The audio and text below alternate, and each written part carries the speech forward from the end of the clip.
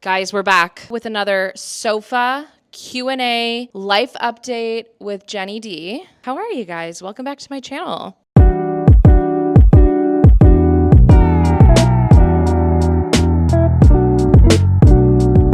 It is an absolutely scorching, blistering hot, horribly hot day here in the Maldives. And I actually 0% of the time sit out here before the hours of like 5 p.m. because it's actually fire.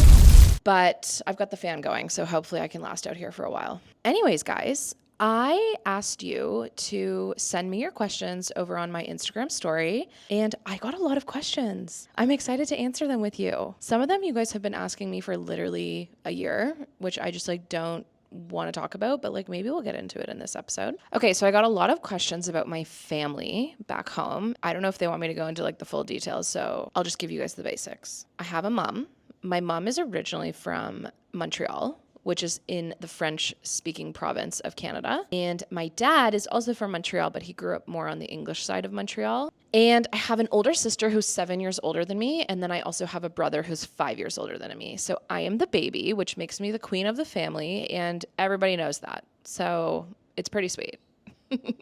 Now, I got a lot of questions regarding my business, which is awesome. I don't talk much about Jimmy's over on my TikTok, and that's primarily because I am really careful what I talk about with my company. You know, it's a small country, and sometimes I get nervous sharing too many details. So it's a fine line with what I feel comfortable sharing about Jimmy's because I can't really trust everybody, but at the same time, I also need to promote my business. So I have to be very careful with what I share and what I talk about. One of the biggest questions I got is what's the easiest way to get from the airport to my island? There's actually 3 options. The most convenient and the one that most people do is actually just a regular speedboat. There is a company here that runs speedboats throughout the entire atoll. So it's $50 per person from the airport to my island, and it takes about an hour and a half to get here, depending on how many tourists are in the boats. Sometimes it can go up to 2 hours, but it's a pretty smooth trip and it's very convenient. So we have 2 speedboats that run daily. Tons of questions regarding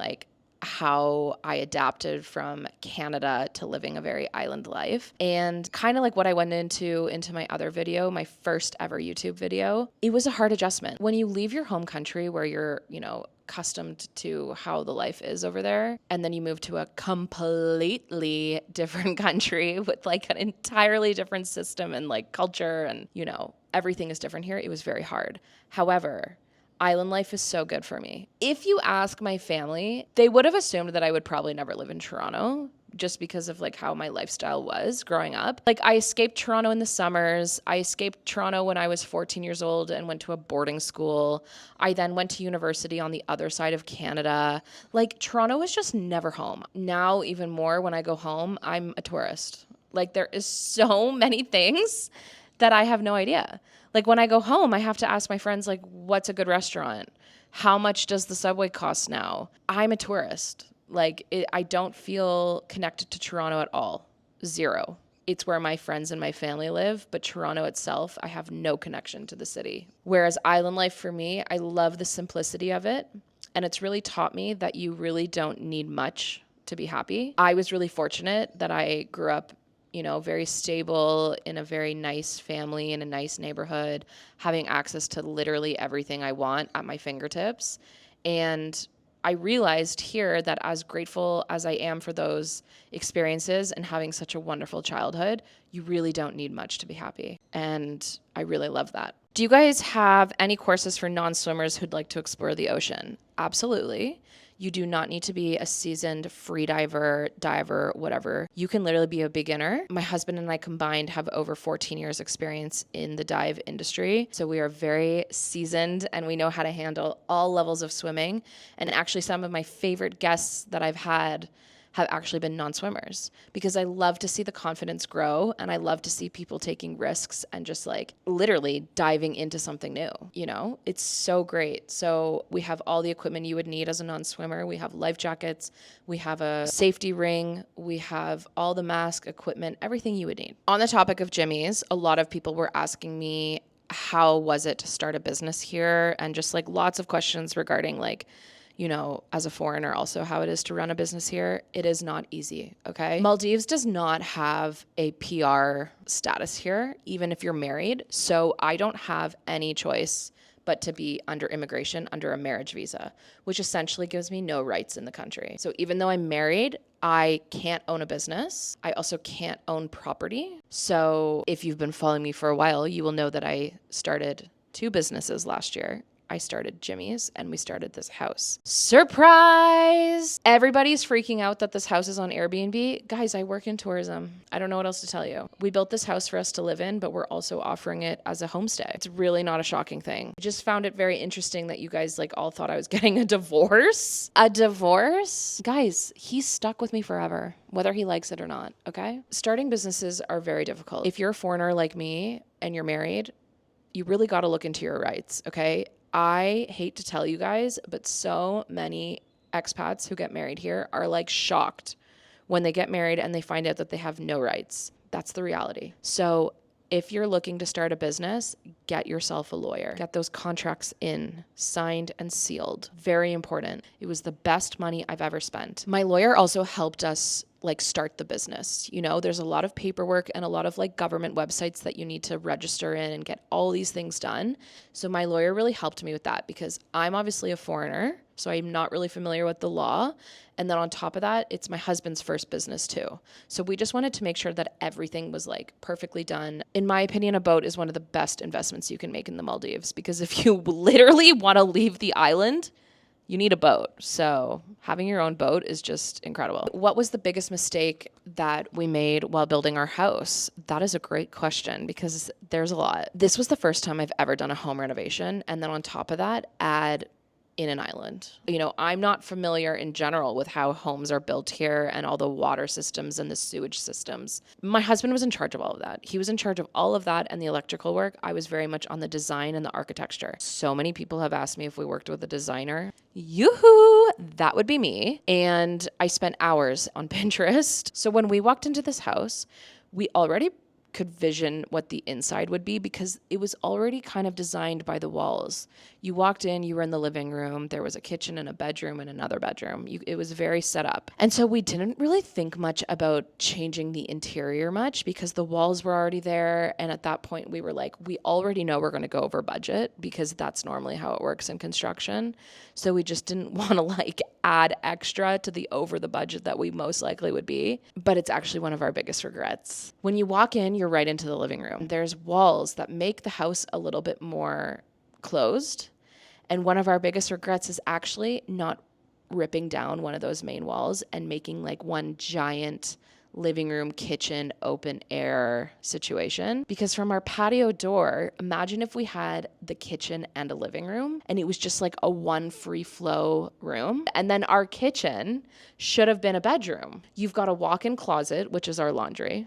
And you've got a bathroom, which is our pantry. A walk-in closet. So yeah, that would be definitely one of our biggest regrets. Hopefully one day we'll be able to have the opportunity to maybe do another home renovation because I loved it. I would do it tomorrow, even though it was extremely stressful. Are you going back to Canada to visit family anytime soon? I am. I'm going back this summer. I haven't been home for a Canadian summer since 2016. Can you imagine? 2016 was the last time I saw the sun in Canada. As much as I love going home in the winter, this year I wanted my husband to be able to experience summer because it is so beautiful in Canada. It's so nice. We're going to be going to Vancouver and then up to Whistler for a little family reunion. And then we're going to head over to Alberta where we're going to go up to Banff and see Lake Moraine. And it's going to be great. And then we head over to Toronto and we spend some time in the city with my family and my friends. And then we're going over to my summer home for a week with my sister. So I'm really excited. I cannot wait. It's going to be so great. I can't wait for Pika to see